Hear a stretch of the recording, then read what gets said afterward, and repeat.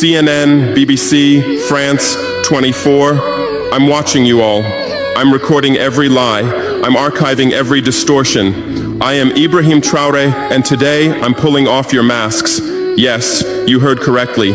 I, whom you call a young military junta leader, whom you brand as a dangerous radical, whom you serve up as an anti-Western dictator, am now telling you the truth. And this time you cannot turn off your microphones. This time you cannot turn away your cameras. This time your editors cannot cut this speech, because the world you monopolize no longer exists. Because millions will hear these words now, without passing through your filters, without being subjected to your distortions, without being muddied by your lies.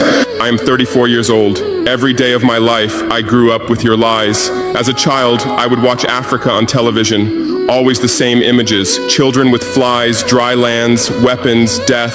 This is Africa, they told us. This is what Africa is. And we believed it. We were ashamed of ourselves. We were ashamed of our own lands, of our own people. But then I grew up. I read, I researched, I questioned, and I understood that the Africa you showed us wasn't real. The story you told us was a lie. The fate you imposed on us was a script you had written. For years, how have you portrayed Africa? How have you shown it? How have you sold it to your viewers? As if we were creatures who had no share of humanity. As if we were savages left outside of civilization.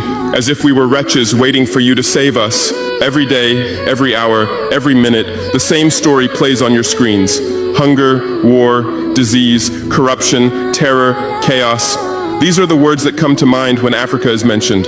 In your Africa dictionary, there are no other words. No hope, no success, no development, no resistance, no honor, no pride, no victory. So I ask you, New York Times, Washington Post, Guardian, Le Monde, have you ever made Africa's successes your headlines? How many times have you written about Rwanda's technology miracle? How many times have you shown Ethiopia's reforestation project? How many times have you praised Botswana's democratic success? How many times have you described Kenya's entrepreneurial ecosystem? No, because these don't fit your scenario. Your Africa cannot be successful. It cannot, because then how will you legitimize your exploitation? If it's not in need of help, how will you intervene? If it's not backward, how will you look down on it? Have you ever asked yourselves, has any editor sitting at their desk, any news director in a meeting, any columnist at their keyboard ever thought, why are the people of the world's richest lands poor? Here are the numbers for you, real numbers. Africa owns 70% of the world's cobalt reserves. Your cell phone, your computer, your electric car won't work without cobalt. This cobalt comes from Congo, but Congolese can't afford cell phones. Africa owns 90% of the world's platinum reserves.